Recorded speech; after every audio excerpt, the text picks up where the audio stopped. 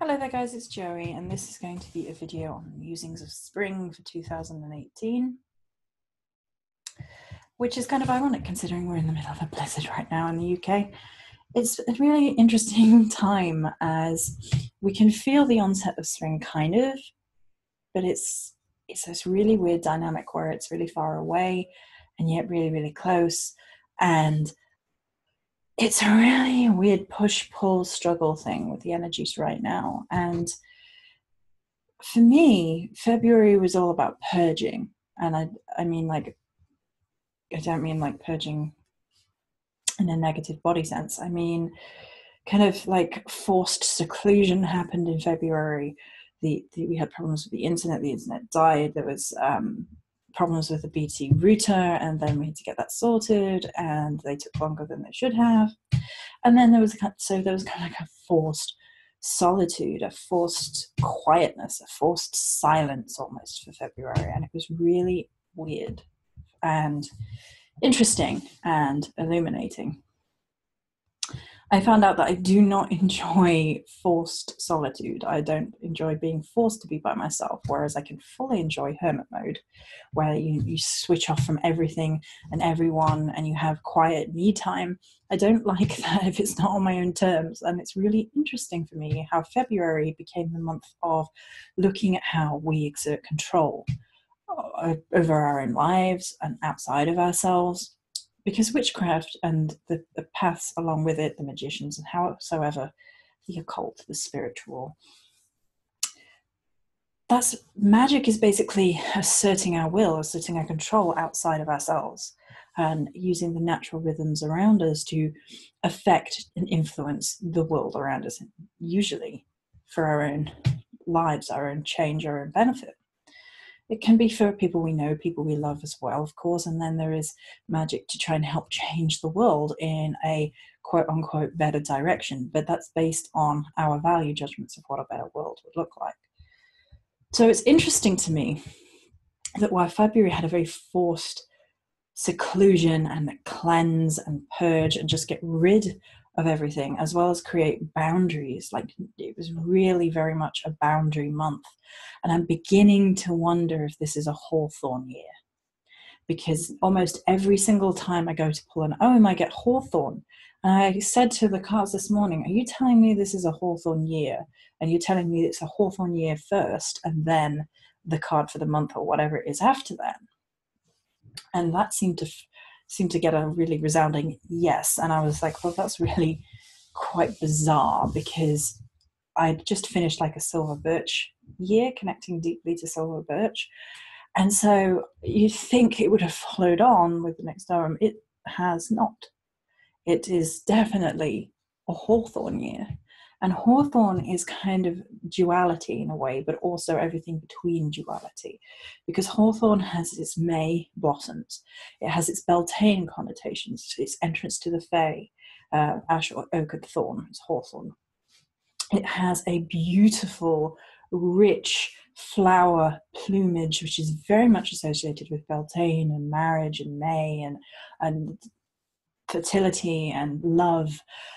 But it's also associated with, its berries, its thorns come autumn. And so it's very much of a boundary, of a crossing the threshold. And for me, it's very much of a blood tree. And by this, I mean, going into the hedgerow is often connotated with blood and sacrificing a little blood in equal exchange for entrance to the other world. It's an interesting dichotomy that exists there. And so I think this has helped me realize what is going on with the energies of this year in particular, at least for me, because with the onset of spring, which is missing right now, given that we're in the middle of blizzards and snow, it makes real sense with regards to hawthorn. I've described hawthorn before as blood in the snow. It had a real geisha feel to me, and that's how geisha faces with their white paint and the red lip is sometimes described, blood in the snow, and it gives that kind of delicate but ferocious and all of these many intermingling meanings behind certain types of beauty. It also has like a Snow White connotation as well, which I believe that's been used to describe Snow White as well. Yeah, that's right, isn't it? It is Snow White. It's described that way, I'm pretty sure. Blood in the Snow. Yeah, that would make sense. So when I was asked to talk about spring energies, where we felt spring energies were coming through, and create a particular set, which will be at the tail end of the video, for a lovely lady who I love to bits, it was a really interesting awakening process, because we are nowhere near spring in terms of what's going on around us in the natural world right now. When we went out into the Scottish Highlands, we were a little bit more there, but since then we had this onslaught of winter is not done with you, Britain. It's also a marker of a 6-year cycle, 6 or 7 years cycle, maybe 7 years, which makes sense given the sacredity of the number 7 and 7 within cycles. Because I haven't seen it this bad this late in the year for a long time. And supposedly it's 27, again, a 7, which 2 and 7 is 9. So that's another power number. It's the worst winter in 27 years, supposedly, worst bout of weather, if the news is to be believed, which, but still, it's this really strong force of winter is not done with these lessons yet. And it made me wonder if February being this big purge month was because winter wasn't done with this yet. Now, spring cleaning is a thing, is a known thing, but it's usually a little bit more frivolous, a little bit more silly, a little bit more fun. It's not necessarily stark the way that winter cleansing can be, which is get rid of everything that rots. And February was very much that. It was forced seclusion, it was forced not to deal with things and individuals that it's just negative all around. It was forced to look at situations for what they are and what's worth your time and where your boundaries are and where to draw lines and be like, you know what, this merits saying something and this doesn't. So there was an interesting dichotomy of silence versus speech, and when to speak and when not to, and they're really challenging that within ourselves. So where are the energies going forward from this point? Well, as I was looking into the energies for Patreon, it was really interesting to me that, again, we were having pomegranates coming up, we were having Persephone come up, we were having Hades come up, and it would not relent. And on the surface of it, pomegranate isn't a usual omen because it's not native to Europe. And I was like, are we sure that this is where we're going with this? And I was just bombarded with imagery, and it's been non-stop for a while. And anyone who follows me knows that Hades and Persephone's imagery has been all over for more than a year now. That being said, come March, come spring energy, seeds is always on the mind.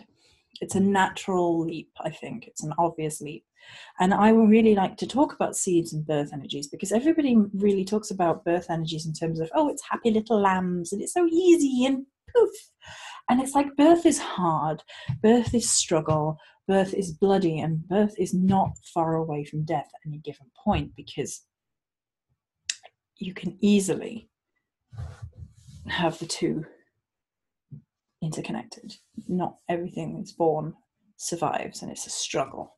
And the first breath and the first grasp and the first fight into this world, birth is a struggle for mother, for baby.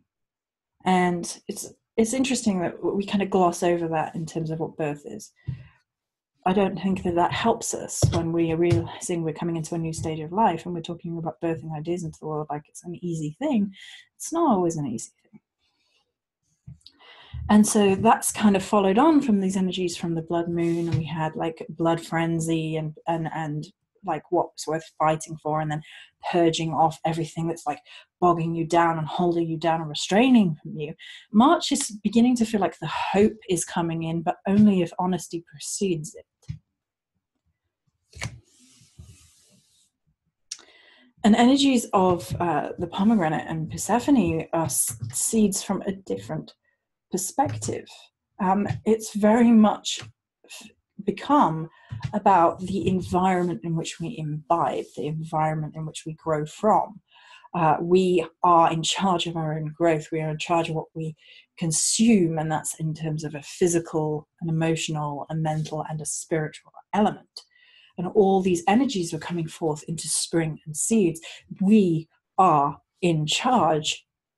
We are responsible for our own growth. Stagnation doesn't feel like it's a choice this year. That like the energies of this year are just like not allowing that to be. The energies are not allowing staying still and staying small, and it becomes increasingly obvious that if you are holding to outmoded ways, outmoded ideas, you're going to be just seen for that. There's no like pretending that's not what you're doing. It's going to be very clear, very obvious to both yourself and everyone around you that you haven't moved in a number of years, that you are still doing the same thing, that you haven't grown, that you haven't moved past, that you haven't reached to become more than you were X amount of years ago if you're still repeating the same tired old habits. And so one by one by one by one, the seeds and the cleansing that's coming in with March is kind of clearing away these old habits once and for all, and it's kind of like change whether you like it or not. And with Hades and Persephone involved, with the whole underworld energies, I honestly feel that Persephone, as I said in my Persephone video, chose Hades. And I don't feel that she was tricked. I think that the mythology promotes this idea of lack of control, to kind of control through mythology, control the people imbibing the mythology. It's like trying to feed them a poison seed to give them the wrong idea. And I think that's something in the world right now which is really quite scary, which is feeding people an idea which is poison, which is toxin, which is not good for them. That's not to say poison is without its place within spirituality, because it's not. That's something else I talk about. But it's kind of like the forced thing again. I don't like forced being a hermit, and I don't like being force-fed poison by other people outside of myself. I know that there are lessons with poison, but when you are not in control of the lesson, then you're in a dangerous situation. Then you're in a place where you're at risk of being in harm's way and being kind of like fed bad ideas, fed outmoded ways of thinking, fed like self-detriment, keeping small, being afraid of yourself is no longer an option. And it's really bizarre to me because last spring was this eco-warrior vibe. It was nature's eco-warrior vibe last spring. It was very much defend the earth, and we are all seeds. Now, that energy is not the same at all this year. There is definitely the same quote still applies. They thought they buried us, little did they know we were seeds. But it's very much about this I am in control energy instead. Like, this is my growth, this is my path, I will shape it. And it's really interesting that plus environment is kind of the focus, like what we take from where we're at, the energies around us. This can be the physical home, the physical outside of the home, the world around us and how that affects us with the place in which we live. But the kind of the place in which we live in here and in our hearts is really of paramount importance. And so when I was asked to do an energy which fed into spring, which particularly fed into honoring the Woodland Fae energy, as well as awakening the sleeping dragon energy as well. And that kind of feeds on from the winter solstice set into a spring solstice set. So it's like, I want the natural progression of these energies. How do we see the natural progression of where we were at in the winter solstice to now? And it's really interesting because awakening the dragon is probably a very good analogy for where spring is at. It's like, awaken the dragon within you. And because only you have that fire, that particular fire that you need to breathe out into the world and create change all about yourself, is only possible within you, and you need to awaken that energy. I've said before that England and the entirety of the UK is considered to be a sleeping dragon in mythology that will one day wake up.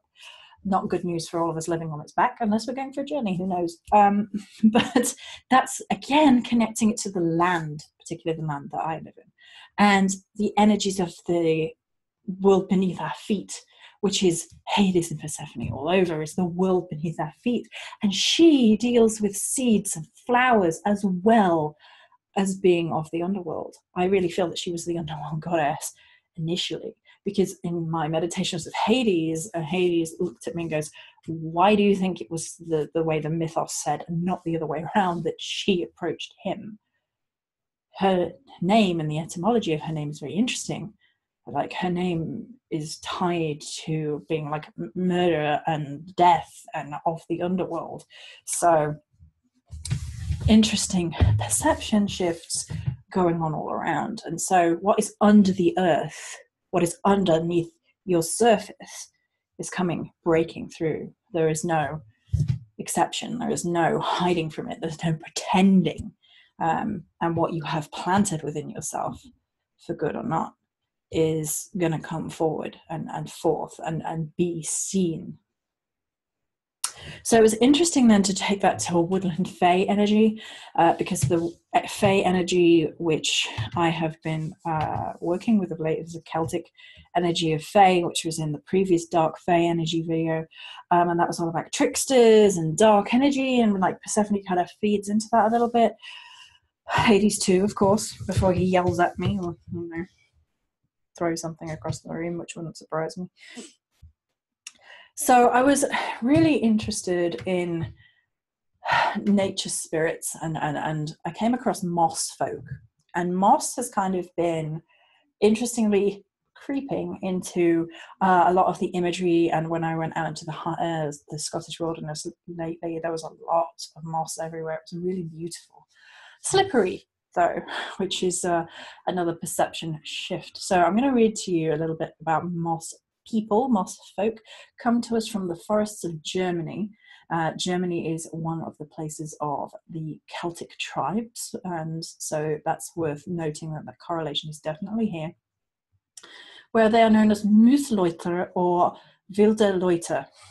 I love the German language. Wild people. And I think that kind of ties into the energies of bringing forth your inner wildness as well, that dragon energy that we talked about, like bringing forth who you are in all respects. They're also known as forest folk or wood folk.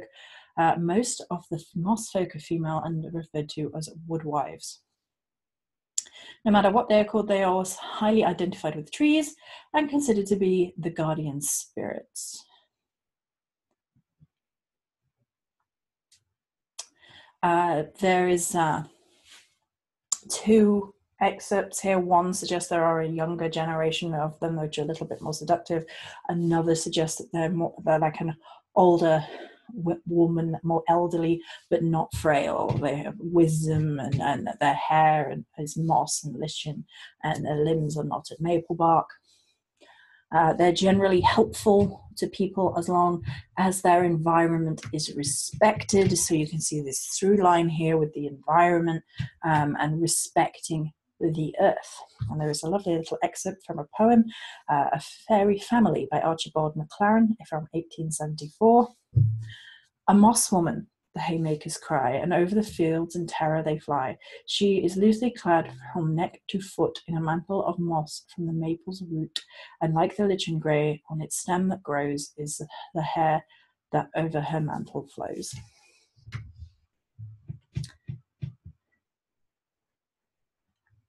And what's really interesting, another association between moss maidens or woodwives was with Frau Holl and the wild hunt. In Germany and Celtic mythology, the wild hunt would occur during Yuletide. Sometimes called the Furious Host, it was led by Odin on his 8-legged horse Sleipnir. This fantastic event was both frightening and fantastical. The spirits were supposed to ride through the night sky. In some parts of Germany, Frau Holl was believed to ride with Odin. In other regions, it was said that she herself led the wild hunt. The wild hunt is fascinating to me. It's something that is present in a lot of mythology. And as you can see, we have like the German, the Celtic, the Fey lore, and the Nordic here, all referenced within the same essay.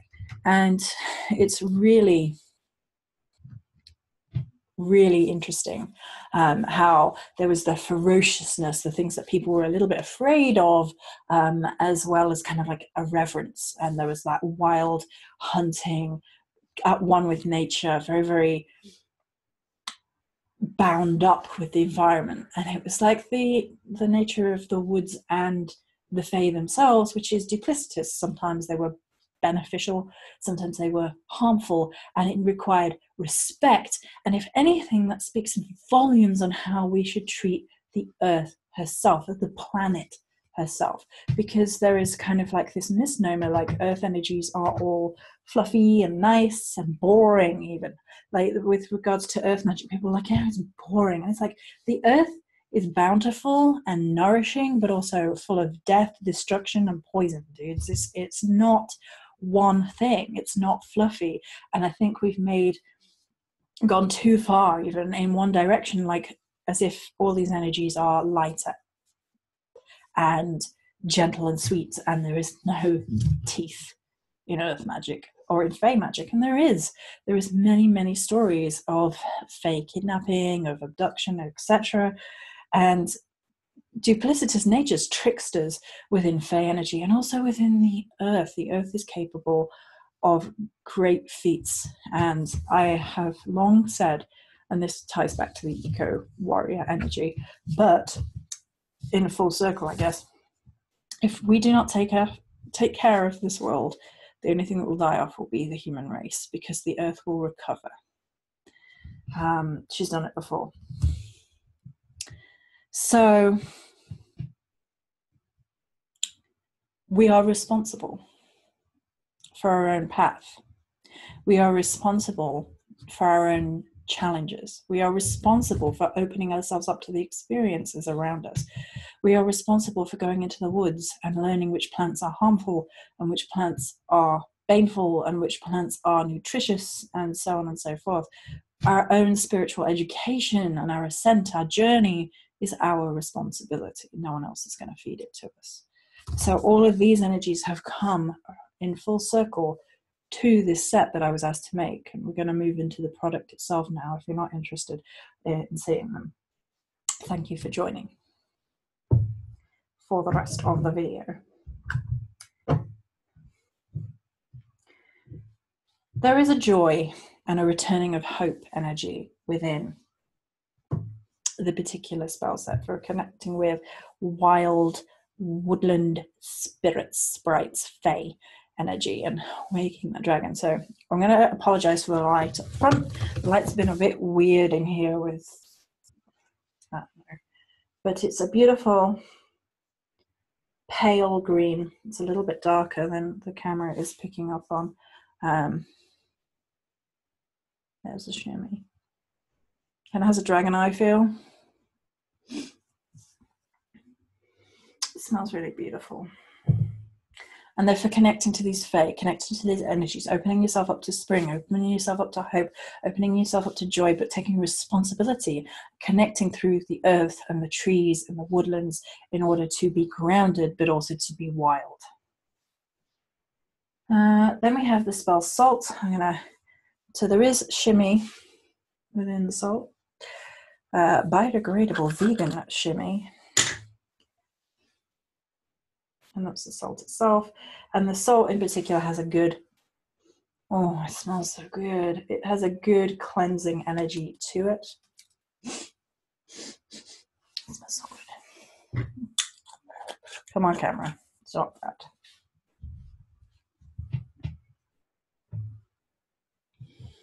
Please stop that, camera. So then we have the anointing oil. The anointing oil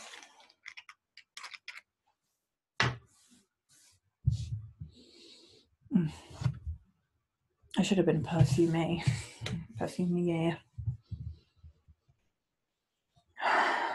It's fresh, it's uplifting, it's joyous, it's the it's the woodland after the rain is what it smells like. It's very fresh, very cleansing. There's a strong energy of cleansing out within the woodland energies, which makes sense to me, given that you have to own everything, but also, you know, cleanse out any last minute funk. And then we have the spelt oil itself, which standing down just looks like a forest. It's almost a shame to shake it up.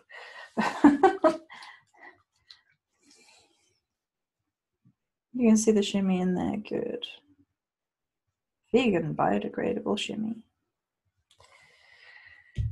And then we have a realm candle. The realm candle is for connecting to the realm of the Fae, in particular the woodland Fae and the woodland spaces. So you have the sigil of my own design, which has a labyrinth cauldron kind of feel to it. And then the light is not fun in here right now. There we go. It's beautiful. It's very ethereal. It's very majestic. It's very much about taking you to the realm of the woodland Fae and learning for the knowledge. It almost has an elvish feel about it, actually. Like there is that correlation. And then last but not least, yeah, because we've got two pillars, but the other one is in the other room, is the brand new kind of smudge. So this is a smudge which is different to my usual smudges. It's undergone a different process. It underwent 3 stages rather than the 2, but technically 4 stages, and adding and infusing different energies and scent and things in a different fashion just to see how it would work out. And it worked out really, really beautifully. You're probably not going to be able to tell the difference, especially given the lighting. It's a little bit thicker, a little bit stickier in consistency. The smell is a little bit stronger, I think. I think it's actually intensified the strength of the smell, which I didn't think was possible. Nom, nom, nom. But both the smudge and the realm candle are very much for connecting to the woodland realm. And so with the energies of the smudge in particular and the realm candle, it's about building up an energetic space in which to access the woodland realm, the realm of the Fae, connecting with these energies in a safe, grounded space, because everything has a grounding undertone and a cleansing undertone to keep everything cleansed both within your home, and then if you want to go journeying to keep yourself cleansed and grounded in the first place within that space. So those are the items. They all are infused with these energies of spring, which I have talked about, like bringing forth your inner dragon, bringing yourself out of yourself, bringing yourself out of your shell, raging forth into the world in the powerhouse of who you are. It's very much the I am again. And that's a really important lesson probably for this entire year if we're having a Hawthorn year. I'll tell you that for nothing. So I hope you enjoyed this video. That's it for me today. Many blessings.